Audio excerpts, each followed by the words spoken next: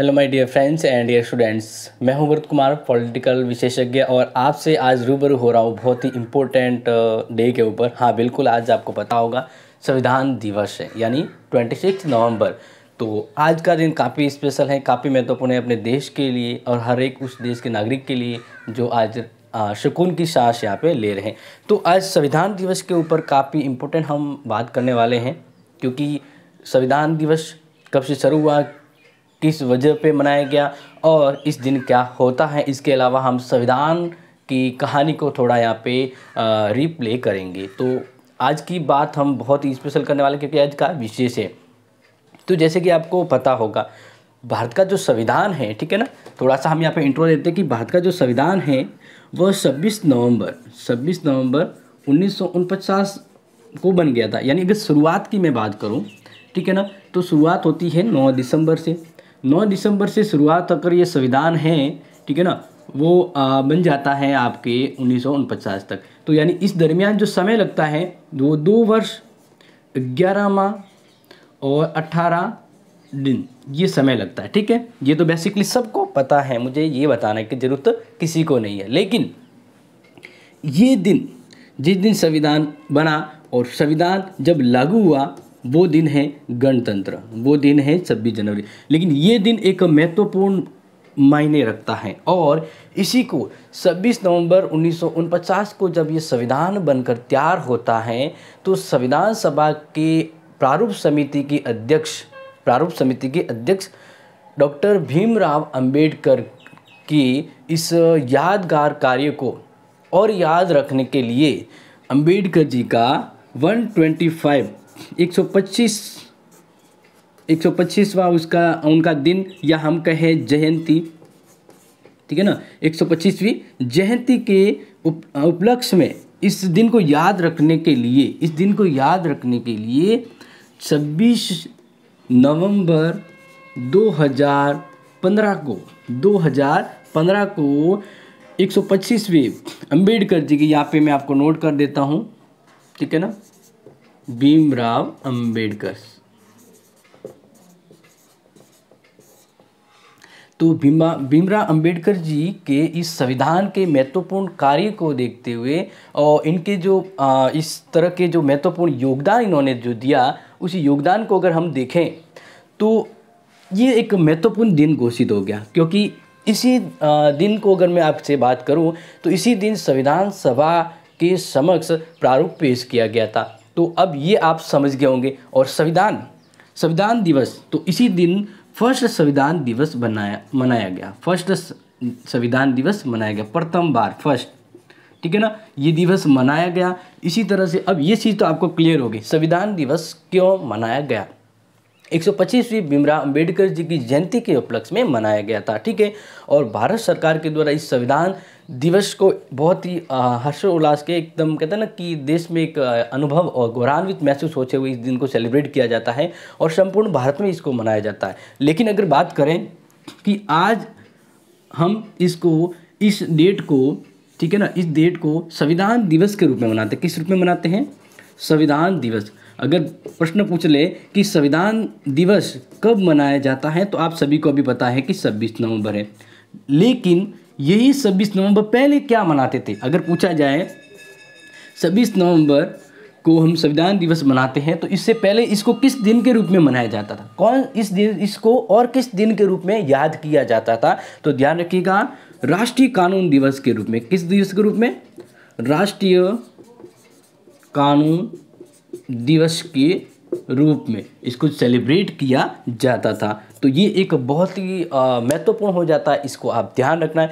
अब मैं बताऊं कुछ और बातें जो शायद आपको ज्ञात हो, अगर नहीं है तो अभी बता देता। लेकिन फिलहाल मैं आपके सामने यहाँ पे जो यहाँ पे एक ये पेज आप देख रहे हैं, संविधान की महत्वपूर्ण दस्तावेज का प्रारूप आपके सामने यहाँ पे पेश कर रहा हूँ, ठीक है ना। और इस चीज़ को आप ध्यान रखिएगा। अब हम बात करते हैं कि ये संविधान दिवस जो मनाया जाता है, तो ये उत्सव की तरह मनाया जाता है। और उत्सव की बात करें तो इसमें क्या चीज़ यहाँ इंपॉर्टेंट होती है, तो ध्यान रखिए, इससे संबंधित, यानी संविधान से संबंधित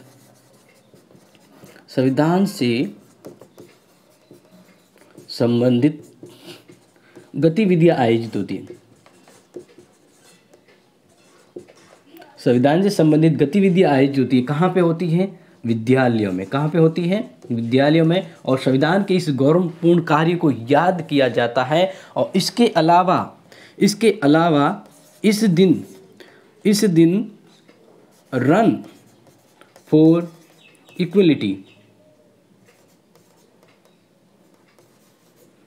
इक्वलिटी यहाँ पे इसकी थोड़ी प्रोनाउंसिएशन मिस्टेक है, तो यहाँ पे ध्यान रखिए कि रन फॉर इक्वलिटी, इस दिन दूसरा काम ये होता है कि एकता के लिए दौड़ आयोजित की जाती है। एकता के लिए दौड़ आयोजित की जाती है। और तीसरा कार्य किया जाता है, इस दिन विशेष सत्र आयोजित किया जाता है। कहाँ पर? संसद में। इस दिन संसद में विशेष सत्र आयोजित किया जाता है। तो ये संविधान में काफ़ी संविधान दिवस के ऊपर काफ़ी इंपॉर्टेंट चीज़ें यहाँ पे होती है। अब चीज़ यह तो आप समझ गए हैं, ठीक है। अब अगर मैं बात करूँ कि इसी संविधान दिन यानी संविधान दिवस के उपलक्ष्य की अगर बात करें 26 नवंबर की, तो इसी दिन संविधान की जो महत्वपूर्ण चीज़ होती है वो ही है कि इसी दिन भारत के संविधान निर्माताओं के अंतर्गत हम बात करें कि जो संविधान निर्माता के जो वरिष्ठ सदस्य थे उनका जन्म दिवस भी था। अब प्रश्न ये आ जाता है कि संविधान निर्माताओं में उस व्यक्ति का नाम बताइए, उस श्रीमान का नाम बताइए जिनका इसी दिन बर्थडे भी आता है, जो काफ़ी इम्पोर्टेंट होता है और ये आपको ध्यान भी रखना होता है। तो ध्यान रखिएगा, इस दिन संविधान सभा के निर्माता के तौर पे जो वरिष्ठ सदस्य थे वो ध्यान रखिए डॉक्टर सर हरि सिंह को। डॉक्टर सर हरि सिंह, इनकी 26 नवंबर इनका जन्मदिवस भी होता है, ठीक है ना। और इस दौरान भी ये दिवस खास बन जाता है, ठीक है। लेकिन इस 26 नवंबर इस दिन को खास मोटो क्या है? मोटो है कि इस भारतीय संविधान दिवस को मनाने का उद्देश्य है डॉक्टर भीमराव अंबेडकर जी का संविधान के प्रति महान योगदान को याद रखने के लिए और प्रतिवर्ष इसको संविधान को गौरवमय दिन बनाने के लिए, इसके महत्व को आगे बढ़ाने के लिए, भीमराव अंबेडकर जी के विचारों को आगे बढ़ाने के लिए इस दिन को चुना गया। और इस दिन को सुनने के पीछे रीज़न ये था कि इस दरमियान 2015 के अंतर्गत 125वीं जयंती मनाई जा रही थी और इस संविधान को अंबेडकर जी के प्रयास को याद रखने के लिए इसे संविधान दिवस के रूप में मनाया गया पहली बार 2015 को। तो ये एक महत्वपूर्ण जो था आपके सामने मैंने रखा। अब कुछ संविधान की कह सकते हैं कि रिप्ले हम यहाँ पे देखते हैं कि संविधान का एक महान शुरुआत कैसे होती है और किस तरह से एंड आता है, ठीक है ना। क्योंकि जब ये जनरली आप समझ लिया तो ये चीज़ें भी आपको बता रहा हूँ वो भी आप जान लीजिए क्योंकि बहुत ज़रूरी है। और ध्यान रखिए, अगर ये क्लास आपको इम्पोर्टेंट लग रही है ना तो आज के इस दिन के इस क्लास को ज़रूर शेयर कीजिए। क्यों? क्योंकि आज का दिन संविधान दिवस के रूप में है और आपका ये संविधान के दिवस को महत्वपूर्ण और अति महत्वपूर्ण के साथ साथ इसको यादगार बनाने के लिए इसको वीडियो को भी ज़रूर शेयर कीजिएगा। और अब बात करते हैं, तो सबसे पहले हम बात करें भारत के संविधान का जो निर्माण की बात आती है, ठीक है ना, क्योंकि हम थोड़ा रिप्ले देखते हैं। निर्माण की बात आती है तो इस संविधान सभा का गठन होगा ये हमें प्रूव होता है कैबिनेट बैठक से। कैबिनेट मिशन आता है भारत में, कौन सा मिशन आता है? Cabinet mission. और कैबिनेट मिशन के द्वारा जो 1946 के अंतर्गत कैबिनेट मिशन में ये प्रस्ताव होता है कि भारत के लिए एक संविधान होगा जिसके लिए एक संविधान सभा के द्वारा बनाया जाएगा। तो इस कैबिनेट मिशन के द्वारा संविधान सभा में कितने मेंबर होंगे ये क्लियर करने के लिए सर्वेक्षण किया जाता है और लिख दिया जाता है कि भाई 389 सदस्य हैं भारतीय संविधान सभा में होंगे। और इसी तरह से संविधान सभा का चुनाव होता है और सबसे ज़्यादा बहुमत कांग्रेस को मिलते हैं।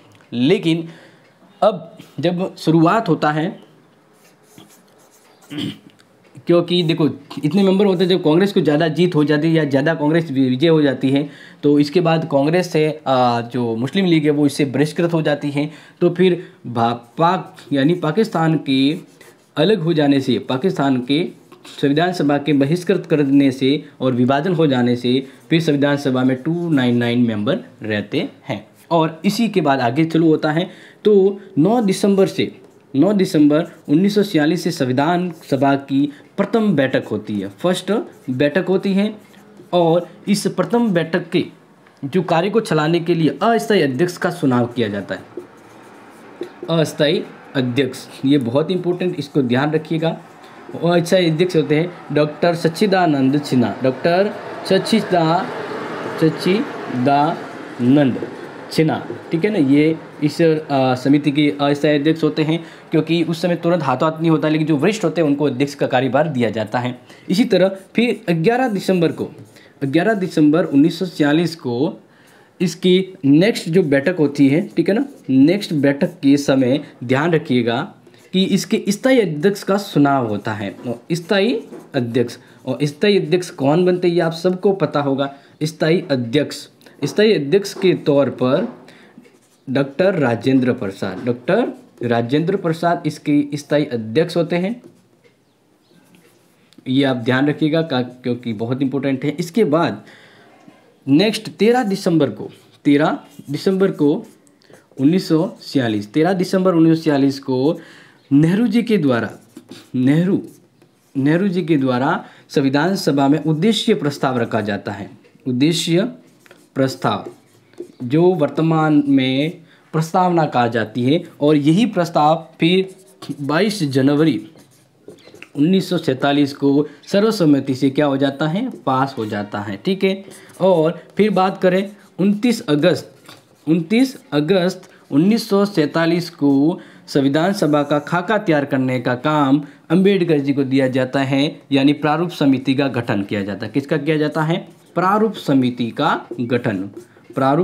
का गठन किया जाता है। और इसी तरह से इस कमेटी के अध्यक्ष से वह डॉक्टर भीमराव अंबेडकर जी को बनाया जाता है। अध्यक्ष कौन बनते हैं? डॉक्टर भीमराव अंबेडकर।